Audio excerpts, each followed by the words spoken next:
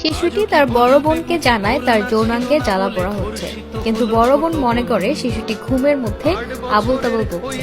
এরপর সকাল 6টার দিকে শিশুটি আবার বোনকে যৌনাঙ্গে জ্বালা পোড়ার কথা বলে।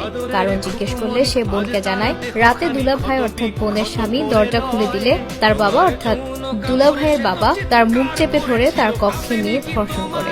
সে চিৎকার করতে গেলে তার গলা চেপে ধরা হয়। পরে তাকে আবার বোনের কক্ষে এনে মেঝেতে ফেলে রাখা হয়। 4 দিনও জ্ঞান ফেরেনি সেই শিশু। এজাহারে লোমহর্ষক বর্ণনা দেওয়া হয়েছে।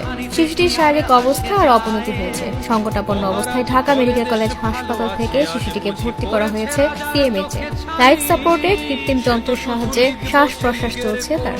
এদিকে ধর্ষণের ঘটনায় 3 দিন পর গতকাল শনিবার 8 মার্চ মাগুরা সদর থানায় মামলা করেছে ভুক্তভোগী শিশুটির মা, যেখানে অভিযোগ করেন তার মেয়ের স্বামীর সহায়তায় তার বাবা শিশুটিকে ধর্ষণ করেছে।